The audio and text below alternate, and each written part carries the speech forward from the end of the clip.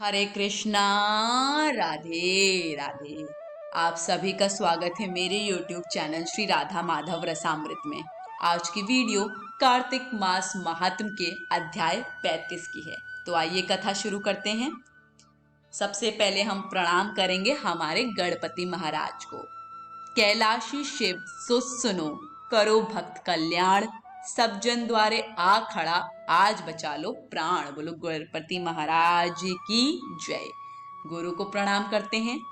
जग जीवन घट घट बसे, करम करावन सोए, बिन सतकरु के सो कहे, के ही विधि दर्शन होए। बोलो गुरु महाराज की जय। कथा शुरू करते हैं। शौनक जी पूछने लगे कि दूसरे का दिया हुआ पुण्य मिलता है या बिना दिया हुआ मिलता है। सूत जी कहने लगे कि बिना दिए हुए भी मनुष्य को पाप और पुण्य दोनों मिलते हैं। सतयुग में एक के पाप और पुण्य कर्म करने से सारे देश को पाप और पुण्य मिलता है। त्रेता में ग्राम को, द्वापर में कुल को, परंतु कलयुग में केवल करने वाले को ही पाप पुण्य मिलता है। एक पात्र में भोजन करने वाले को पाप पुण्य का आधा भाग, दूसरे की निंदा करने, सुनने या मन में चिंतन करने से पाप मिलता है। एक पंक्ति में बैठकर भोजन करने वालों के बीच में से जो निकल जाता है वह छठे अंश के पाप को पाता है। संध्या समय सोने या बोलने से पुण्य का छठा अंश चला जाता है। दूसरे का द्रव्य चुराकर दान करने वाले को पाप मिलता है और द्रव्य देने वाले को फल मिलता है। बिना ऋण चुकाए मरने वाले का पुण्य धन के अनुसार धनी को मिलता है। उपदेश और सहायता देने वाला पाप पुण्य का छठा अंश पाता है। प्रजा का छठा अंश राजा पाता है। शिष्य से गुरु, पिता से पुत्र, स्त्री से पति भी छठा अंश पाते हैं। पति के चित्त के अनुसार धर्म करने वाली स्त्री पति का आधा पुण्य पाती है। इस प्रकार बिना दिए हुए भी पाप पुण्य मिलता है।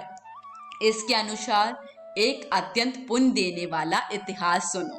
पूर्व काल में उज्जैनी नाम की नगरी में ब्रह्म कर्म से भ्रष्ट पापी, दुष्ट बुद्धि, रस कंबल और खाल बेचने वाला, झूठा, जुआ खेलने वाला, मदिरा पान करने वाला तथा वेश्यागामी धनेश्वर ब्राह्मण रहता था।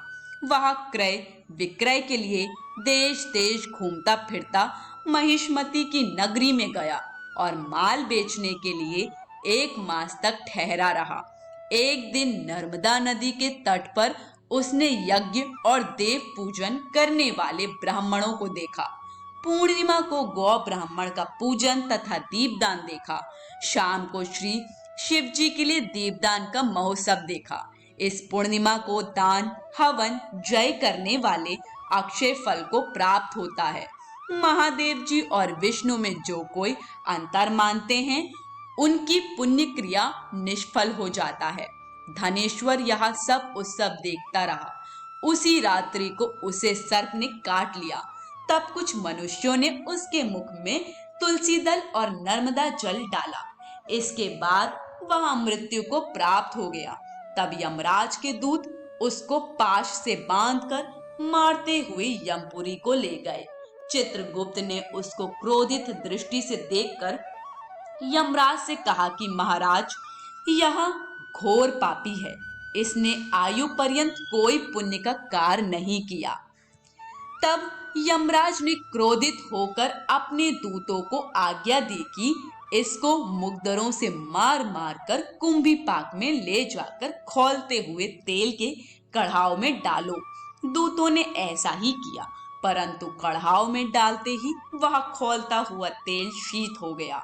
दूतों ने जब यह बात जाकर यमराज को सुनाई तो यमराज को बड़ा आश्चर्य हुआ। उसी समय नारद जी यमराज की सभा में आए और यमराज से पूजित नारद जी कहने लगे कि हे यम, यह धनेश्वर पापी होते हुए भी कार्तिक मास में व्रत करने वालों को सत्संग करके पुण्यवान हो गया है। अंत में नर्मदा के जल सहित तुलसी दल भगवान के भक्तों के द्वारा इसके कंठ में छोड़े गए और इसको विष्णु का नाम सुनाया गया, इसलिए इसके सब पाप क्षय हो गए। इतना कहकर नारद जी जो ब्रह्मलोक को चले गए और धनेश्वर कुबेर का अनुगामी धन यज्ञ हुआ, जिसके नाम से अयोध्या में भगवान गदाधर ने तीर्थ किया। पापों से नरक मिलता है और पुण्यों से स्वर्ग मिलता है। जो पाप कामना रहित है वह सूखा और जो कामना युक्त होता है वह गीला पाप होता है। कार्तिक मास के व्रत से दोनों तरह के पाप नष्ट हो जाते हैं। व्रत करने वालों के दर्शन मात्र से अनेक जन्मों के पाप नाश हो जाते हैं। आज की कथा यहीं समाप्त होती है। कथा पसंद आई हो तो वीडियो को लाइक शेयर करिएगा और चैनल को सब्सक्राइब करना बिल्कुल मत भूलिएगा। सभी को हरे कृष्ण, राधे राधे।